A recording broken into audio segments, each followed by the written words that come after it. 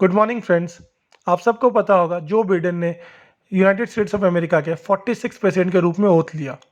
अब हम इंडियंस के सामने सबसे बड़ा क्वेश्चन ये है कि जो बिडेन का रुख क्या है हमारे देश के लिए। इससे पहले जानते हैं इंडिया यूएस रिलेशन के बारे में। जब कार्टर प्रेसिडेंट नहीं बने थे तब तक इंडिया में यूएस की ज़्यादा दिलचस्पी नहीं थी। कार्टर ने यूनाइटेड स्टेट्स ऑफ अमेरिका और इंडिया के बीच रिलेशंस में काफ़ी सुधार किए। यूएसएसआर के टूटने के बाद चाइना दुनिया में एक इकोनॉमिक और मिलिट्री पावर के रूप में उभरने लगा। इस बदले हुए राजनीतिक स्थिति के कारण यूएस ने इंडिया को अधिक गंभीरता से लेना शुरू करना पड़ा, क्योंकि इंडिया एकमात्र ऐसा देश है जो इकोनॉमिक एंड मिलिट्री फील्ड पर एशिया में चाइना को टक्कर दे सकता है। अब बात करते हैं जब जो बिडेन वाइस प्रेसिडेंट थे यूएस के, तब उनके रिलेशन कैसे थे इंडिया के साथ। बिडेन इंडिया यूएस पार्टनरशिप के मजबूत करने के प्रमुख सपोर्टर में से एक है, खासकर स्ट्रैटेजिक एरियाज में। उस समय के दौरान अमेरिका ने आधिकारिक तौर पर एक रिफॉर्म्ड और expanded United nation security council में इंडिया की सदस्यता के लिए अपना समर्थन की घोषणा की थी। ये सक्सेसिव इंडियन गवर्नमेंट्स की एक प्रमुख मांग थी, जिसे वॉशिंगटन ने वाइस प्रेसिडेंट बिडेन के कार्यकाल में पूरा किया था।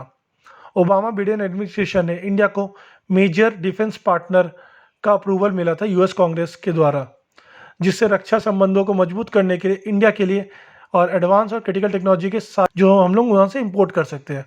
ये इंपॉर्टेंट क्यों था? क्योंकि ये पहली बार ऐसा था कि यूएस ने अपने अलायंस सिस्टम से बाहर जाकर किसी को ये दर्जा दिया था। अगस्त 2016 में ओबामा एडमिनिस्ट्रेशन के एंड के टाइम में दोनों देशों ने क्लोज डिफेंस कोऑपरेशन के लिए logistic exchange memorandum of agreement LEMOA, जो 3 फंडामेंटल पैक्ट्स में से पहला था, उस पर साइन किया था। लेमाओ अमेरिका और इंडिया के नेवीज़ को एक दूसरे के ठिकानों, एक दूसरे की लैंड यूज़, हवाई एड ऑन और पोर्ट से पहुंच तक, स्पेयर पार्ट्स और सेवाओं तक की सारी जो सर्विसेज है वो प्रोवाइड कर सकता है, जिन्हें बाद में आप रीइंबर्स कर सकते हैं। लेमाओ इंडिया यूएस नेवी से नेवी कोऑपरेशन के लिए अत्यंत उपयोगी है, क्योंकि दोनों देश इंडिया पैसिफिक में क्लोजली कोऑपरेट कर रहे हैं। इस समझौते के बाद में ट्रम्प एडमिनिस्ट्रेशन ने 2 बचे फंडामेंटल पैक्ट्स कॉमकासा एंड बेका पर साइन किए।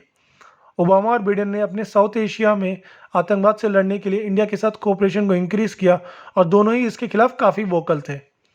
बिडेन का मानना है कि साउथ एशिया में आतंकवाद के लिए कोई टॉलरेंस नहीं हो सकता। हालांकि पाकिस्तान स्पॉन्सर्ड आतंकवादी पर एडमिनिस्ट्रेशन ने अपने समय के दौरान उन्होंने बहुत कुछ नहीं कहा था।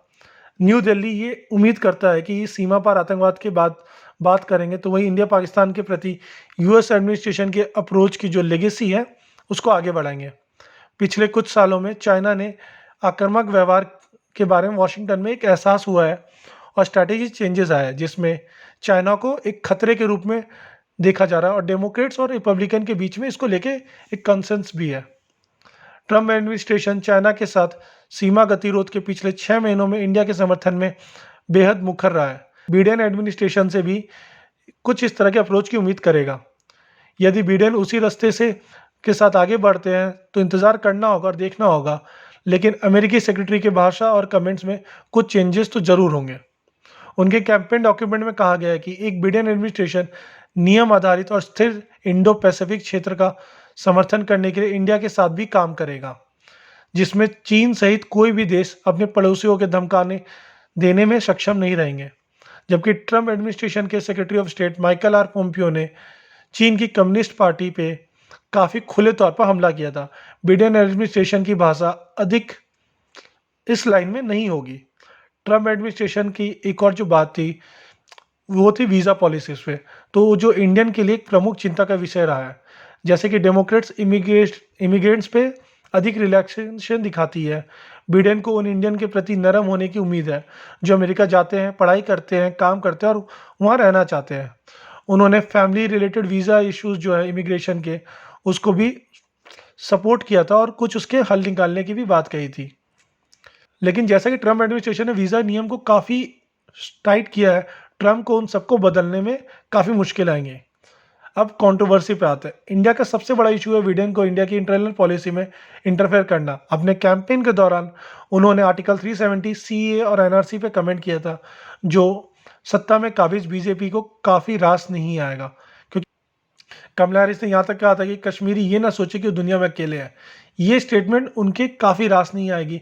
तो अब ये देखना होगा कि ये किस तरह से इसको अडेप्ट करते हैं, क्योंकि कहा यह जा रहा है कि ये जो माइनॉरिटी पॉपुलेशन है यूएस में जो डेमोक्रेट्स को सपोर्ट करते हैं, उसके लिए स्टेटमेंट कहा गया था। पर अब देखते हैं कि आगे क्या होगा। दोस्तों बताइएगा वीडियो कैसा लगा। Thank you so much.